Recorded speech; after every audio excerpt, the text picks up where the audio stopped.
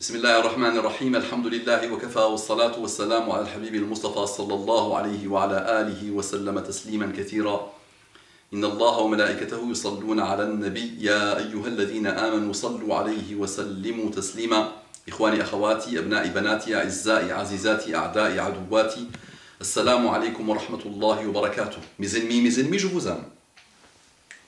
Que la paix d'Allah subhanahu wa ta'ala, sa miséricorde et ses bénédictions soient sur vous. Mes frères et sœurs partout dans le monde, mes frères et sœurs non musulmans, qu'Allah vous accorde la guidée, ses délices. Vous avez une très belle ouverture d'esprit, vous avez une très belle souplesse intellectuelle, vous avez une très belle tolérance. Il manque un tout petit peu de sincérité, une volonté de chercher la vérité. Et vous allez la trouver, Inch'Allah, sans le moindre problème. Un frère me dit, Assalamu alaykum wa rahmatullahi wa barakatuhu, ya akhi Mustafa. وعليك السلام ورحمة الله وبركاته يا حبيبي qu'Allah t'accorde le Firdaus, amin, amin, ya Rabb al-Alamin.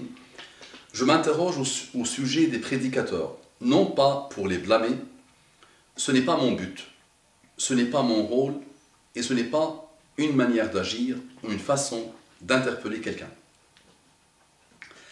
Toutefois, on est en droit de s'interroger sur le cadre des prédications / prêches de certains prédicateurs.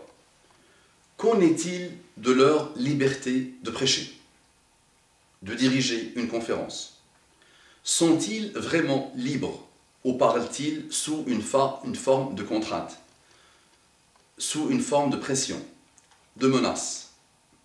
Si tu me considères comme un prédicateur, la réponse est non pour toutes tes questions. Et la majorité écrasante des frères que tu vois se déployer, mashallah, ils se lancent, ils travaillent, alhamdulillah, sans aucune contrainte.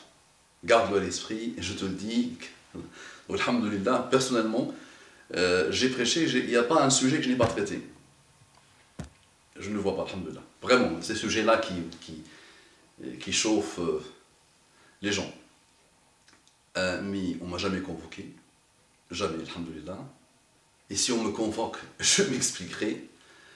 Et dans le cadre de mes conférences, j'ai dit pas mal de choses qui sont enregistrées, alhamdulillah. D'accord. Car je me rends compte que parfois, les hadiths ne sont pas repris tels quels, mais reformulés autrement. Parfois adoucis ou cités de façon partielle. Tu mets cité avec ER. Aïe aïe aïe, ton niveau est élevé, attention, cité avec ER. Je comprends la volonté de maintenir une paix, une stabilité, une sécurité. C'est légitime comme souci, mais est-il toujours nécessaire de faire de telles concessions?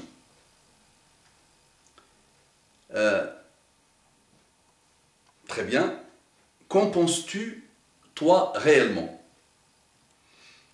Adoucir un hadith n'a pas besoin d'être adouci. D'accord? Mais on va avancer, Inch'Allah. Penses-tu que les prêches sont menés de façon juste ou que parfois la concession est un peu exagérée? Là, moi qui observe la da'wah, au niveau mondial, attention, ce n'est pas qu'au niveau français, non, alhamdulillah, des gens, chacun fait la da'wah avec ses compétences, avec sa manière d'être et sa manière de faire, selon les priorités de son contexte et les problématiques de son contexte. Qu'en penses-tu, toi, réellement? Penses-tu que les prêches sont menés de façon juste ou que parfois la concession est un peu exagérée? C'est malheureusement souvent dans des pays musulmans que la concession est exagérée. Ça veut dire qu'il y a des sujets, c'est le dirigeant lui-même qui donne l'ordre, et la khutbah par des instances de pays. Tous les imams reçoivent la même khutbah. Et moi-même qui a passé ma vie dans un pays musulman, je te dis, la khutbah c'est la même pendant 20 ans. C'est une khutbah sans sujet. Si tu rentres dans la mosquée, tu dis alhamdulillah que c'est la maison d'Allah subhanahu wa ta'ala. D'accord? À part ça, tu dis masha'Allah. Tu dis plutôt la hawla wa la quwwata illa billah. Souvent tu dis inna lillahi wa inna ilayhi raji'un. D'accord? Donc moi qui reviens de temps en temps dans un pays musulman, c'est la même chose. 4 vendredis de suite, j'ai passé Ramadan il y a 2 ans dans un pays musulman, 4 Jumu'ah de suite, c'est la même chose. Tu dis, subhanallah, on ne vit pas dans la même terre. D'accord? Alors le khutbah, doit servir à autre chose, doit servir à élever le niveau, à parler des problématiques que la Oumma connaît, en les priorisant. Penses-tu que dans un pays non musulman, il est possible de citer les hadiths tels quels sans rien y toucher? Oui, je l'ai fait. Et jamais personne ne m'a cassé la tête. Donc c'est peut-être ta manière de comprendre, cette fois-ci, ta manière de voir les choses qui n'a pas été à la hauteur de ce que les prédicateurs font. Tu as peut-être vu un tout petit peu par toi-même des choses un peu suspectes. Mais je vais t'expliquer, Inch'Allah. Sans les reformuler de façon plus diplomatique. Parce que lorsque j'écoute Hassan Iqiyoussen, Rachid Abu Hudhayfa, Mohamed Bajrafil et d'autres, je m'aperçois que les hadiths sont reformulés d'une façon plus acceptable, plus souple par rapport au texte original des ouvrages de hadith. Je comprends que la paix soit une priorité plutôt qu'une guerre civile. Je comprends que la paix soit une priorité plutôt qu'une guerre civile. Tu vois, présenté comme ça, on risque de penser que les hadiths, tu entends le hadith, tu pars tuer. La seule envie que tu as, c'est de partir détruire et tuer, faire le mal. Donc, imagine si tu as quelque part dans ta tête et dans ton cœur cette compréhension. Elle est beaucoup plus grave que de penser qu'un prédicateur adoucit un peu la chose, ou traduit parfois maladroitement la chose, ou contextualise aussi le hadith. On peut le comprendre aussi d'une autre manière. D'accord? Je vais t'expliquer. Mais en coulisses, certaines choses m'échappent. Mais alhamdoulilah, tu veux apprendre. Machallah, donc tu veux apprendre. Des pressions des autorités, en France en général, non. Non, sauf celui qui est vendu par lui-même. Il y a des gens malheureusement qui sont vendus, eux-mêmes partent chercher les flous, et chercher la réputation et chercher les problèmes. Non, mais il y a des gens qui cherchent ça. Il n'y a pas une époque qui n'a pas connu ces personnages. D'accord? Il y a des gens vendus par définition, des gens malheureux, des gens où on ne peut pas avoir aucune confiance. Je dis franchement, globalement, les prédicateurs que tu vois déployer, cite-moi les noms que tu veux, Inch'Allah, globalement, alhamdoulilah, sont des gens sérieux et sincères et non vendus. D'accord? Mais en coulisses, certaines choses m'échappent. Des pressions des autorités, des limites de langage, des terrains tabous ou à éviter.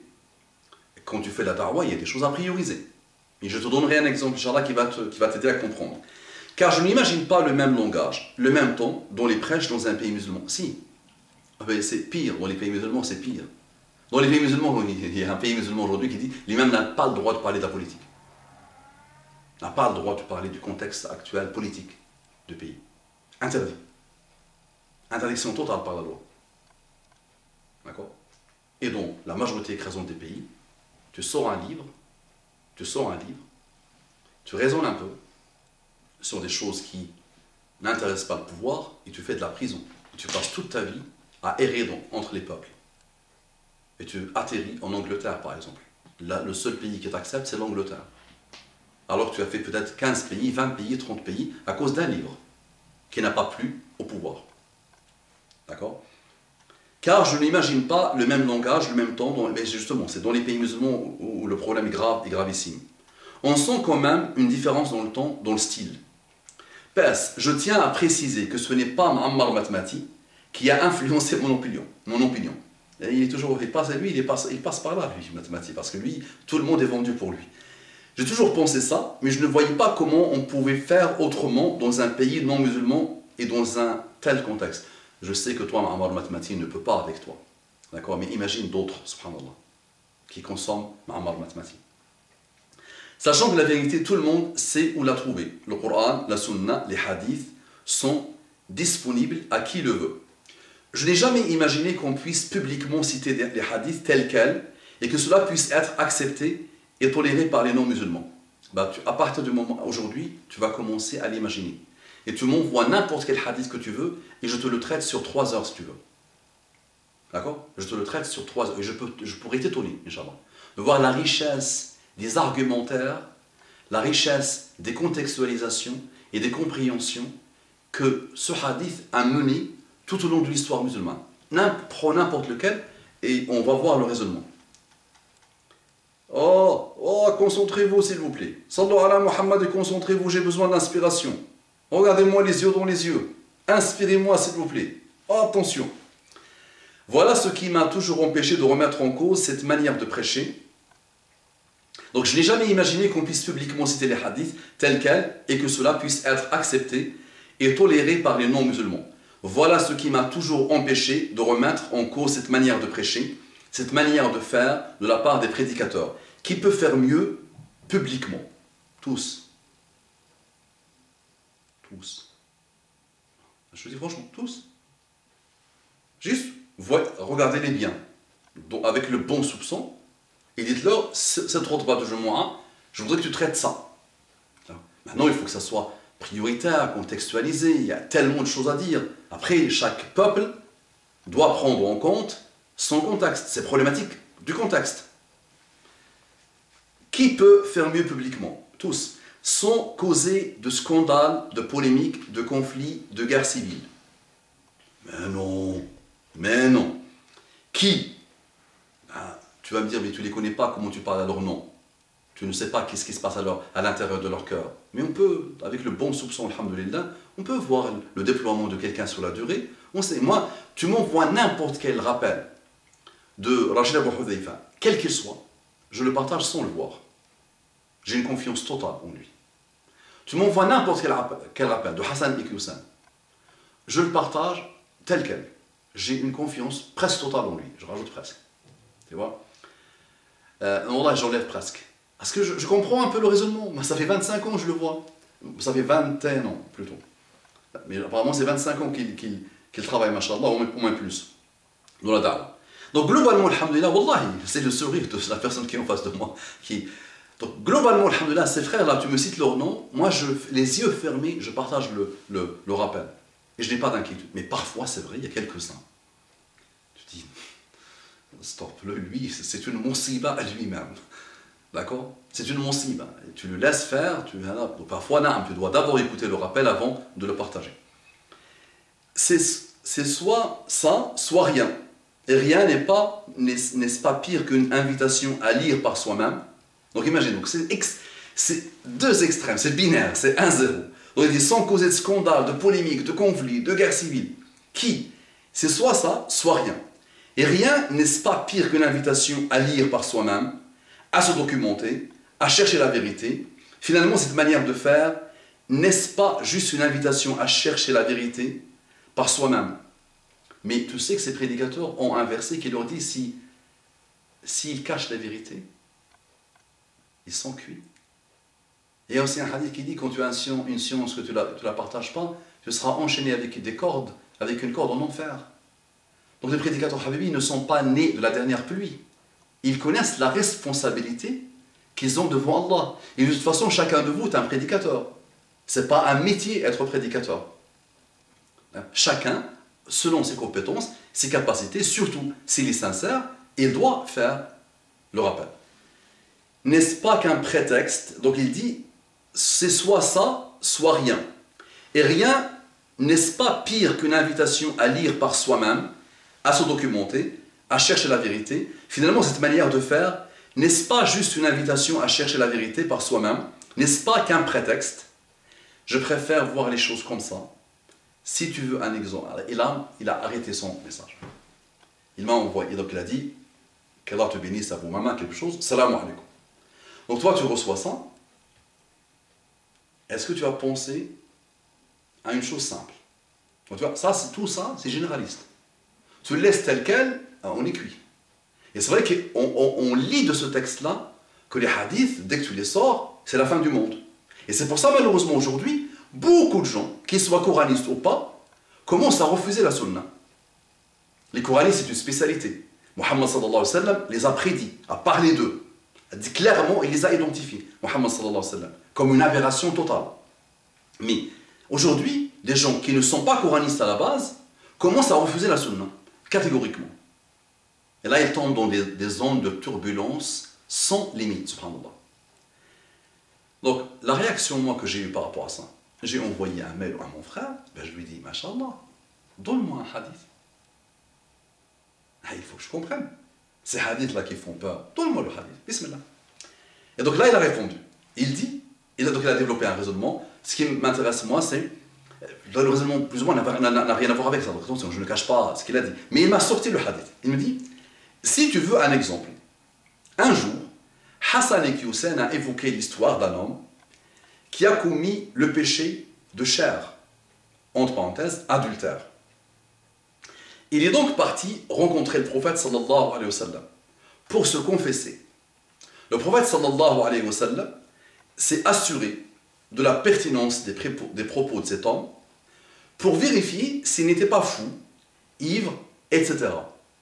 L'homme lui a répété plusieurs fois la même chose, 4 fois. Donc le prophète sallallahu alayhi wa sallam a ordonné ce qu'il soit condamné à mort. Donc tu vois, ce que toi tu reproches au prédicateur, avant même que tu continues, bah toi-même tu as commis une gravissime erreur. Parce que présenté comme ça, le hadith, il ne peut que faire croire aux personnes qui l'écoutent qu'il n'y a que la mort qui attend. Il a commis un péché, donc là on n'a pas d'explication finalement. Si tu le présentes comme ça, ce hadith-là, il y a un danger gravissime. Donc imagine-toi, tu demandes au prédicateur, tu reproches au prédicateur d'adoucir, mais toi-même, tu durcis la chose. Et tu transmets la chose d'une manière un peu biaisée et biaisante, et qui ne peut qu'attirer que des problèmes, des confusions. Donc, il continue, donc pendant son exécution, par lapidation, l'homme s'est enfui, ne supportant pas le châtiment. Il a été rattrapé, puis tué. Expéditif, machin, la chose. Hassan n'a pas évoqué cette histoire de cette façon. Ben, c'est normal, parce que ton histoire à toi, faite comme ça, c'est pas le hadith. C'est pas du tout comme ça que ça s'est produit. Hassan n'a pas évoqué cette histoire de cette façon, mais d'une autre façon. Il a expliqué que le prophète, ayant appris le scénario de sa mort, a rétorqué: pourquoi ne l'avez-vous pas laissé s'enfuir? Et stop! Il a arrêté l'histoire là. Donc si Hassan a présenté la chose comme ça, il a donné une partie de la chose. Parfois dans l'oral, tu fixes une idée, et tu commences une idée, et tu la délaisses après, et tu pars, et tu oublies que tu devais la continuer. Ça se produit. Moi-même, souvent quand je revois un rappel, ou même à la fin du rappel, je dis: aïe, dommage, je me suis penché sur ça, alors que je voulais ça, subhanallah. Ça arrive, ça. Donc toi-même, en me transmettant ce que Hassan et Hussein a dit, donc je te rajoute juste que, pourquoi ne l'avez-vous pas laissé s'enfuir? Non. Il y a une autre version de ce hadith. Donc écoutez le frère, ce qu'il me dit. Or, cette histoire, telle qu'elle, on la retrouve nulle part dans aucun hadith. Il fallait dire: je ne la retrouve pas. Parce que je n'ai pas beaucoup cherché, parce que je ne sais pas chercher, parce que je n'ai pas les bagages nécessaires pour chercher, parce que je ne m'exprime pas en arabe littéraire pour comprendre l'origine. Parce que ce qui est traduit, quelles que soient les traductions que vous voyez, ça reste peu par rapport à l'énorme travail des ulama, des savants, sur les textes à l'origine de l'arabe littéraire. D'accord? Donc en fait, je ne comprends pas l'intérêt de raconter un hadith de cette manière. Et moi aussi, je ne comprends pas l'intérêt à toi de raconter le hadith. Et si précisément, cela me dérange, même si je suis d'accord avec la majorité de ce que dit notre frère Hassan et Hussein. Salam alaikum wa rahmatullahi wa barakatuh. Vous savez, avec cette histoire de d'accord ou pas d'accord, je vous dis, je préfère quelqu'un qui me dit: je ne suis pas d'accord avec toi, il me stimule. D'accord? Et il vient juste me dire sur quoi il n'est pas d'accord avec moi. Donc avec Hassan, d'accord ou pas d'accord sur beaucoup, sur peu, mais ce n'est pas le problème. Là aujourd'hui, tu as cité une problématique. Maintenant, bismillah. Écoute le hadith.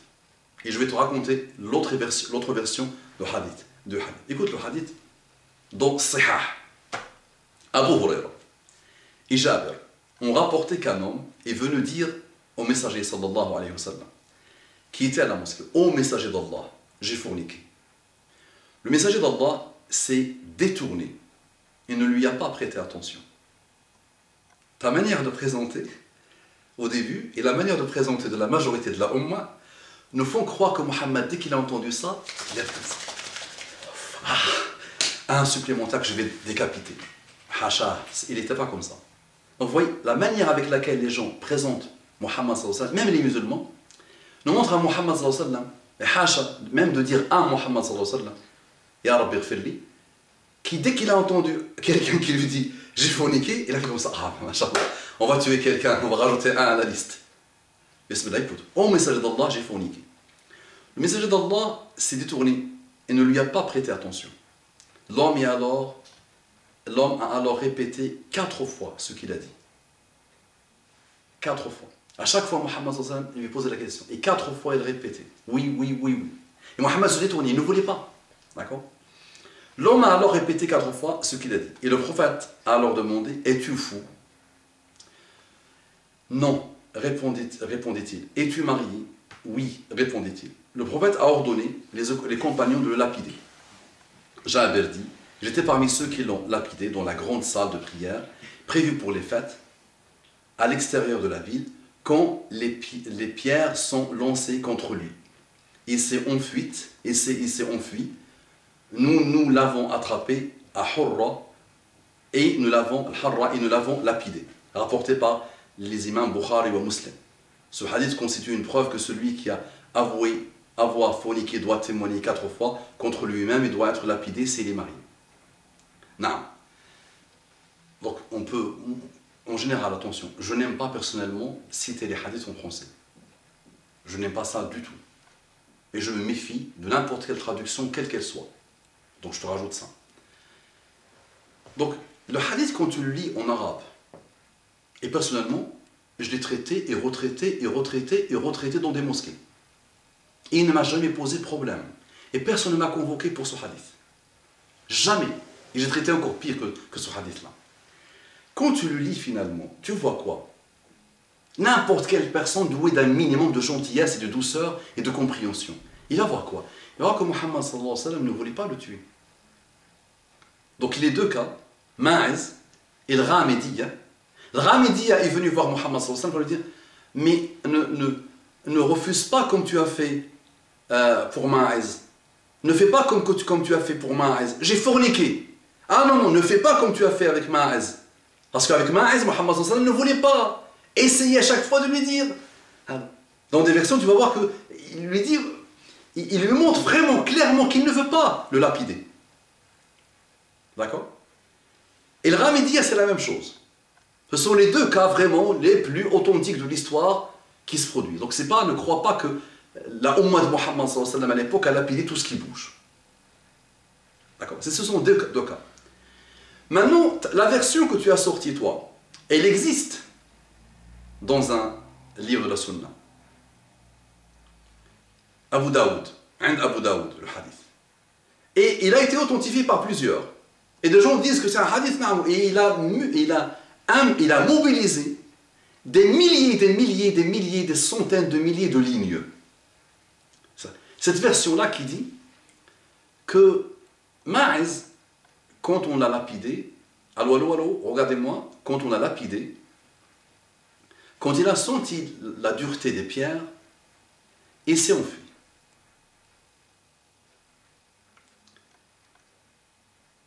Un sahabi le rencontre, le prend, et il lui tire une chose, il le tue avec. Et ça a été arrivé aux oreilles de Muhammad sallallahu alayhi wa sallam, et il dit, pourquoi vous ne l'avez pas laissé? Vous aurez pu le laisser, et il fait sa tauba, et Allah le pardonne. Et il dit à ce même personnage, tu aurais pu faire quoi? Tu aurais pu mettre quelque chose pour le couvrir. Tu aurais pu mettre un pour le couvrir. Cette partie-là de ce hadith d'Abu Daoud a posé problème aux musulmans. Ah, peut-être daïf. Ah non, ils n'ont pas voulu ça. Ils n'ont pas accepté ça. Que Muhammad sallallahu alayhi wa sallam soit miséricordieux à ce point. Donc, au moment où il arrive, Muhammad montre une miséricorde totale. Il n'a pas voulu. Mais le had est connu. Une fois que quelqu'un vient dire « Tuez-moi Muhammad, je veux que tu me tues ». D'accord? Et sa tauba, Muhammad sallallahu alayhi wa sallam dit que si elle a été distribuée aux gens de la terre, à Al-Madina pour le Ghamidiyya, si tu distribues sa tauba à beaucoup de personnes, aux gens de la terre entière, elle les couvre, la tauba de Ma'iz. Le repentir de Ma'iz Il couvre les gens. Tellement il avait... Imagine qui est cette personne qui peut dire j'ai forniqué, les gens ne m'ont pas vu, je peux faire tauba entre moi et Allah me pardonne, et j'ai même pas besoin qu'on me tue. Et là je te défie, envoie un mail à n'importe quel savant, le plus dur de la terre. Dis-le, et moi je te dis, tu trouveras sur internet, et moi j'ai grandi avec ça. J'ai grandi avec ces prêches-là. Hein. Les imams, ils reçoivent la question, j'ai forniqué alors que je suis marié. Il dit à celui qui pose la question, ne dis rien. Et là tu trouveras sur internet un qui est imam, khatib, qui est reconnu par la fatwa. Lui-même est tombé dans la fornication, alors qu'il est marié. Et il pose la question à un savant plus savant que lui, et le savant ne lui a pas dit va te faire tuer. Et personne, aucun savant de la terre, si tu lui poses la question, il va dire Allah t'a pardonné. Et c'est ça la religion d'Allah subhanahu wa ta'ala. Maintenant je te dis mieux. Je t'étonne. Les madhahib, les trois madhahib, 3 sur 4. Et même chez l'imam Malik, tu peux étudier des choses et des choses et des choses. Tu peux voir des choses et des choses. Si j'ai forniqué, si je fornique, et si je viens voir le hakim, le dirigeant, je dis j'ai forniqué. Les 3 madhab te disent, si tu te retires, tu dis, ah non, non, une seconde avant le had, une seconde avant la sentence, je dis, ah non, non, non, je vous ai raconté des boubards. Ah non, je vous ai menti. Ils doivent te libérer à l'instant. À l'instant. C'est-à-dire, tu as avoué la fornication, et à l'instant, tu es libérable. Tu ne peux pas rester en prison, on n'applique pas la sentence. Je te dis mieux. Si, au moment où on applique sur toi la sentence, tu t'enfuis, personne n'a le droit de tout toucher pour 3 madhab sur 4. Donc finalement, tu comprends quoi finalement? Donc, pourquoi ces sentences sont tombées de la lapidation? C'est surtout et surtout et surtout pour te dire, pour te montrer la dangerosité de forniquer alors que tu étais marié. Que c'est l'un des péchés les plus lourds, les plus gravissimes. 1. 2. Si moi je parle de ces hadiths-là en France, en Europe, au Canada, aux États-Unis, mais je parle de hadiths du prophète sallallahu alayhi wa sallam, rien n'interdit dans la loi de citer les textes de ta religion. Tu cites les textes, mais tu ne dis pas aux gens appliquer ces textes-là, parce que la religion islamique te dit, mais qui applique? Qui applique? C'est pas à toi d'appliquer. Le prédicateur n'applique pas ça. C'est pas son problème. C'est pas son champ d'action et de réaction. Il n'est pas dans la gouvernance. Et en plus, maintenant le gouverneur, il reçoit l'info. Mais il y a 2 conditions. La condition, c'est que 4 personnes voient les parties intimes. Je te fais la chose. Les parties intimes, l'un dans l'autre. Billahi alayk. Est-ce que tu as déjà vu des gens qui vont forniquer, qui vont dire coucou la planète, regardez-nous? 4, il faut 4 témoins qui disent exactement la même chose. S'il y a un désaccord, on ne prend pas le témoignage. S'il y a un désaccord sur l'endroit, l'heure, n'importe quelle chose en témoignage, on jette à la poubelle. Si deux arrivent pour dire on a vu des gens forniquer, on peut les fouetter. Vous venez deux? Non, non, pourquoi vous venez 2? Il faut 4. 2 arrivent ou 1 arrive, il est cuit le pauvre. Il faut 4. 4 qui racontent la même chose. Donc, tu vois. Et c'est pour ça, dans l'histoire musulmane, il n'y a pas beaucoup de monde qui a été lapidé. Il y a peu. Il n'y a pas beaucoup de monde qui a été lapidé.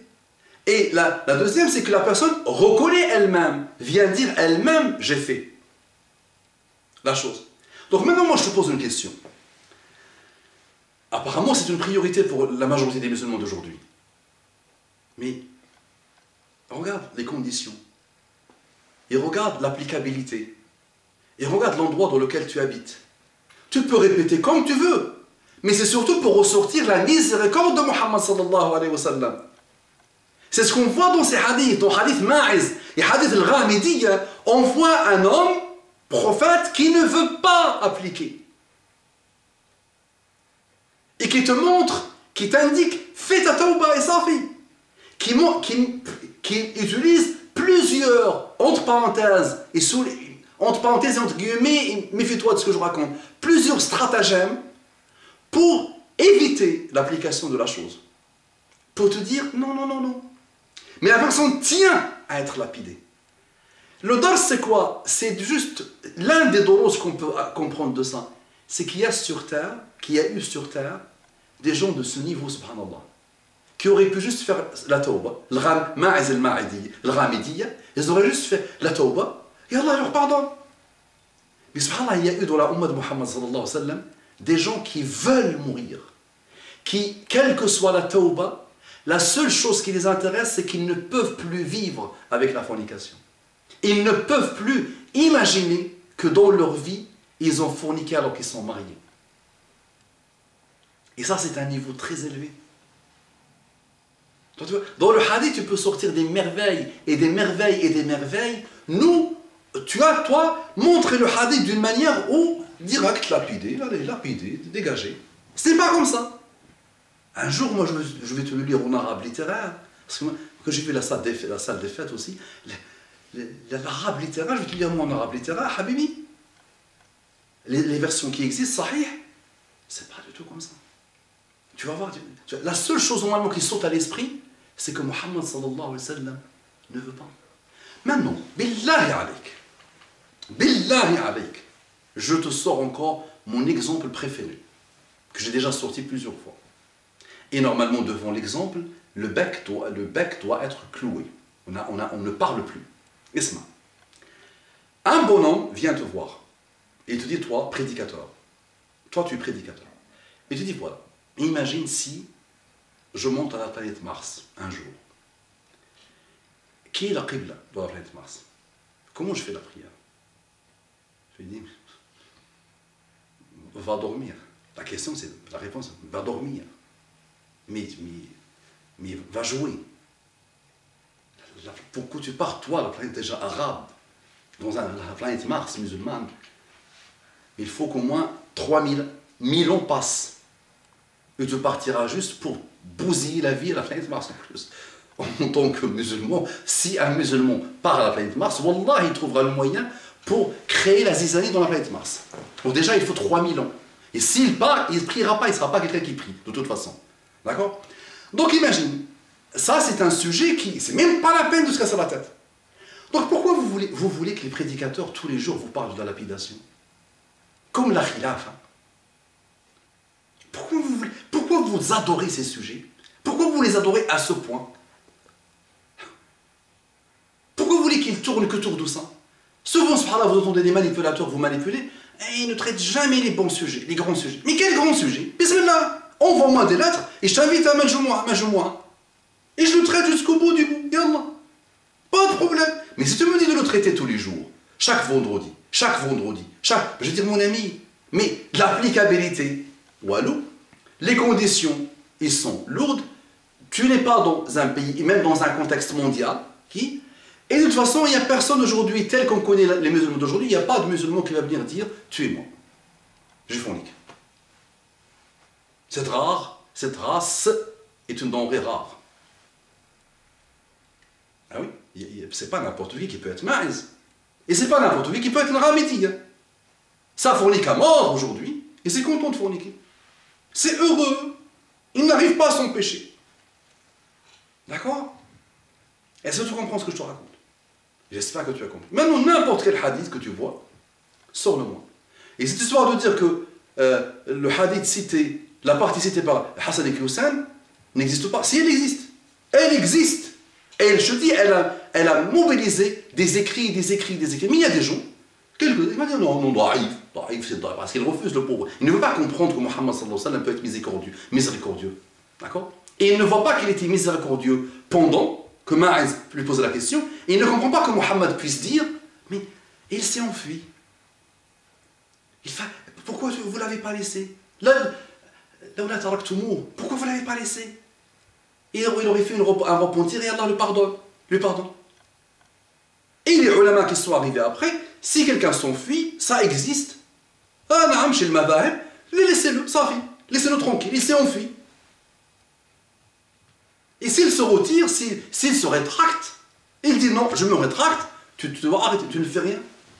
Donc tu comprends ou tu ne comprends pas? Donc finalement, c'est pour nous dire que la race qui va tomber dans ces travers, c'est laquelle? C'est celle où la pornographie deviendra une monnaie courante. Ça veut dire on voit le geste pendant des heures et des heures et des heures. Malheureusement, d'accord? Donc ça, ces races-là, c'est vrai qu'ils dépassent toutes les limites imaginables et inimaginables pour que quelqu'un fournique devant toute la terre. D'accord?